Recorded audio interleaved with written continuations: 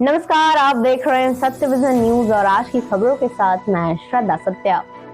पटना में तेल डिपो में आग, एक एक कर 3 ब्लास्ट, 2 किलोमीटर दूर तक सुनाई दी आवाज, 10 गाड़ियों ने 5 घंटे में पाया काबू। पटना के बाईपास क्षेत्र के सिपारा स्थित तेल डिपो में सोमवार रात आग लग गई। शॉर्ट सर्किट से लगी आग ने देखते ही देखते विकराल रूप धारण कर लिया। डिपो में लगी आग से एक एक कर 3 ब्लास्ट हुए। इसकी गूंज आसपास के 2 किलोमीटर दूर तक सुनाई दी। लगभग 200 फीट ऊंचाई तक आग की लपटों को देखकर आसपास के लोग दहशत में आ गए। पूरा इलाका धुएं और गुब्बार से भर गया। स्थानीय लोगों ने फौरन फायर ब्रिगेड को इसकी सूचना दी। आग लगने के 2.5 घंटे बाद फायर ब्रिगेड की गाड़ियां पहुंची। फायर ब्रिगेड की 10 गाड़ियों ने 5 घंटे की कड़ी मशक्कत के बाद आग पर काबू पाया। पटना में रेप के आरोपी को 20 साल की सजा, 2 साल पहले 6 साल की बच्ची के साथ किया था रेप, पॉक्सो कोर्ट ने सुनाई सजा।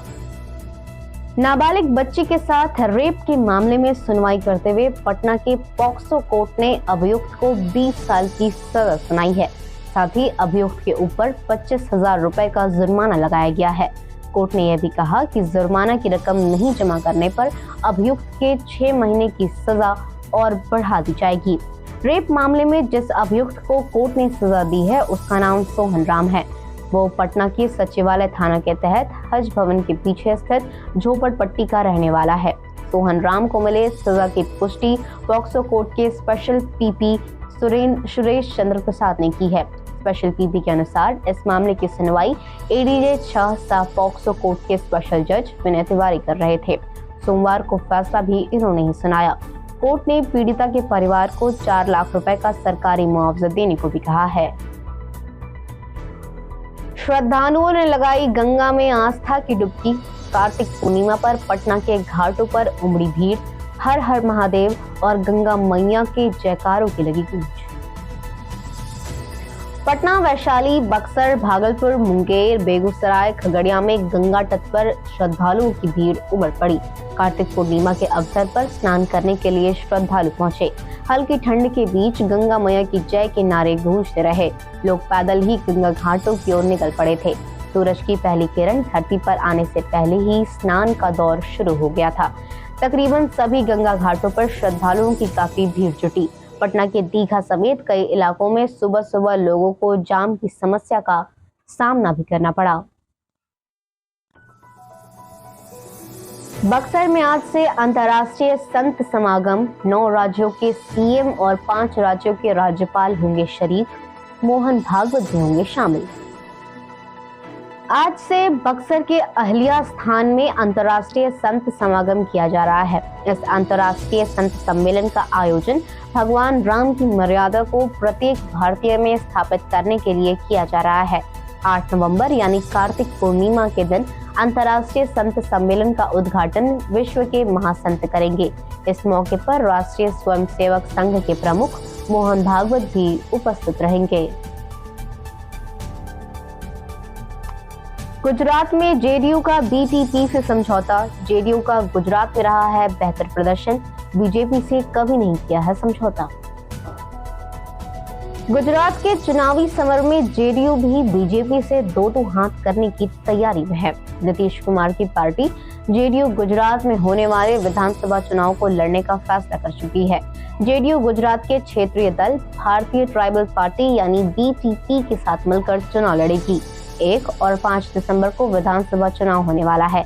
दरअसल बिहार के मुख्यमंत्री नीतीश कुमार ने बिहार में बीजेपी को सत्ता से बेदखल करने के बाद गुजरात में भी बीजेपी के खिलाफ ताल ठोकने जा रहे हैं।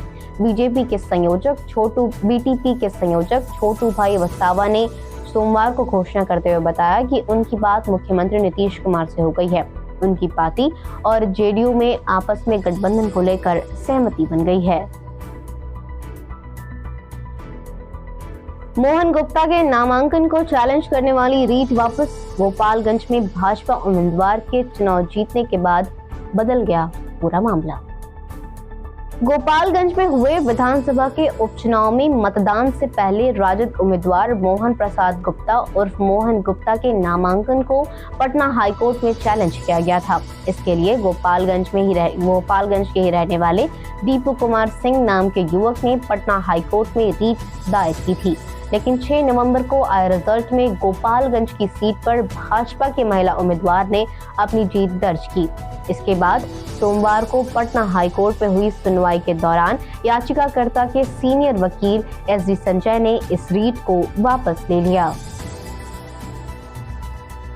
फिर रुका बख्तियारपुर ताजपुर प्रोजेक्ट नवंबर 2011 में हुआ था शुरू। बीते 3.5 साल से रुकी जा रही है पीपीपी मोड वाली राज्य की पहली परियोजना। बख्तियारपुर ताजपुर महासेतु का निर्माण शुरू होने में अभी और भी देरी होगी। इस महासेतु का निर्माण नवंबर 2011 में शुरू किया गया था और बीते 3.5 सालों से काम ठप है। इस वर्ष बीते 16 अप्रैल को सीएम द्वारा पुनः कार्यारंभ करने के बाद भी काम शुरू नहीं हुआ, क्योंकि जिन बैंकों ने महासेतु को बनाने के लिए निर्माण एजेंसी को करोड़ों रुपए दिए हैं वे कोर्ट चले गए। बैंकों के आग्रह को कोर्ट ने स्वीकार करते हुए ऑर्डर दिया है कि महासेतु बन जाने के बाद अब पहले टोल वसूली से मिली राशि को बैंकों को देनी होगी, फिर राज्य सरकार अपना पैसा वसूल पाएगी। टेक्नो फ्रेंडली होगा कूड़ा उठाव की व्यवस्था। 51 वार्डों के 69,000 होल्डिंग टैक्स धारकों के घर पर लगाए जाएंगे QR कोड। सफाई के बाद कंट्रोल रूम भेजनी होगी रिपोर्ट। नए साल में भागलपुर नगर निगम भी पटना की तर्ज पर हाईटेक हो जाएगा। इसके लिए नगर निगम कूड़ा उठाव की व्यवस्था टेक्नो फ्रेंडली करने जा रही है। शहर के सभी 51 वार्डों के 69,000 होल्डिंग टैक्स धारकों के घर पर एक QR कोड लगाए जाएंगे। निगम की टीम जब डोर टू डोर कूड़ा उठाने जाएगी तो कोड को स्मार्टफोन से स्कैन कर निगम के कंट्रोल रूम को भेजेगी। इससे वहां अपडेट हो जाएगा कि उस जगह से कितने बजे किस टीम ने कूड़े का उठाव किया है।